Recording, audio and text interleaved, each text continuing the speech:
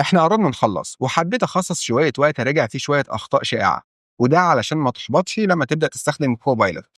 واول حاجه لازم تتاكد منها ان عندك اشتراك في كوبايلوت اصلا. يعني اسهل طريقه تعمل ده هي انك تروح على الموقع وتضغط على صوره البروفايل اللي هي الافاتار فوق على اليمين، وتختار فيو اكاونت عرض الحساب. ممكن يطلب منك الباسورد كذا مره وانت ماشي في الخطوات دي. بعد كده من القائمه اللي على الشمال اضغط على سبسكريبشنز اللي هي الاشتراكات، وهنا دور على حاجه اسمها مايكروسوفت 365 كوبايلوت ان برودكتيفيتي ابس. لو مش عندك الاشتراك ده كلم الاي تي في شركتك. تاني خطأ شائع هو انك مش عارف تجيب البيانات النموذجيه او السيمبل داتا اللي استخدمناها في اول كورس. عشان تبقى عارف البيانات ديت جت بالكامل من كوبايلوت، فلما تفتح اكسل ورك شيت فاضيه وتضغط على زر الكوبايلوت هيظهر لك اختيار اسمه جيت ستارتد. ولو مفيش بيانات في الورقه كوبايلوت هيسالك تحب تجرب مثال، فاضغط على اوكي او نعم، وهتلاقي نفس البيانات اللي استخدمناها طول الكورس. تالت حاجه انك تتاكد ان البيانات بتاعتك متحوله لتيبل، لان الكوبايلوت بيعتمد على ان البيانات تكون في شكل جدول، مش مجرد صفوف واعمده شكلها جدول. يعني الشكل اللي قدامك ممكن يبان كجدول، لكن لو مش معمول باداه الجدول في اكسل مش هينفع تستخدم كوبايلوت.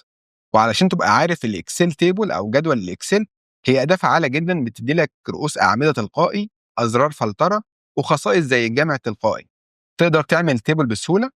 يعني ظلل البيانات وروح على تبويب انسير واضغط على تيبل. لو عندك رؤوس اعمده سيب الخيار متعلم عليه وبعدين اضغط اوكي وخلاص. هتلاحظ ظهور ازرار الفلتره اللي هي الفلتر بوتنز فوق الاعمده، ودي علامه ان البيانات بتاعتك اتعملت كتيبل. رابع حاجه التاكد من ان الملف محفوظ على الوان درايف.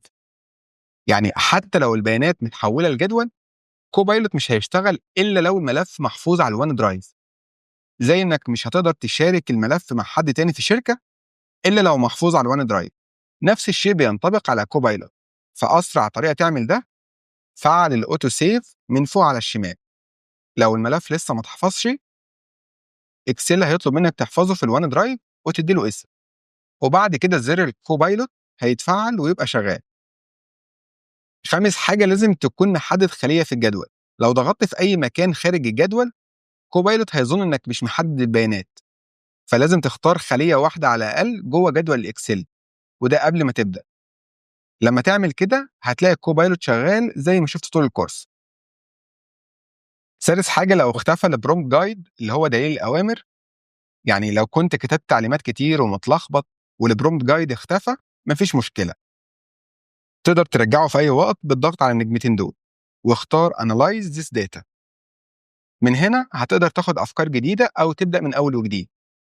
الخلاصه جرب وابدا اكتب اوامرك وشوف كوبايلوت ممكن يساعدك في ايه. الطريقه الوحيده انك فعلا تفهم امكانياته انك تبدا تستخدمه بنفسك.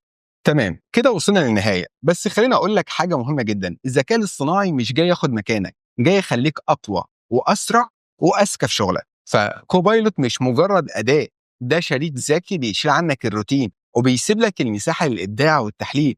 فالمره الجايه اللي تيجي تفتح فيها الاكسل ما تبصش ليه كبرنامج جداول، بص له كمستشار بيانات دايما جاهز يجاوبك، يحلل لك، يشرح لك، وهكذا. فابدا النهارده وجرب تكتب اول امر ليك بنفسك. لو الفيديو ده او الكورس ده ساعدك تفهم كوبايلوت اكتر اعمل لايك للفيديو واشترك في القناه وفعل جرس التنبيهات علشان يوصلك كل جديد، وان شاء الله المحتوى اللي جاي هيكون اقوى باذن الله.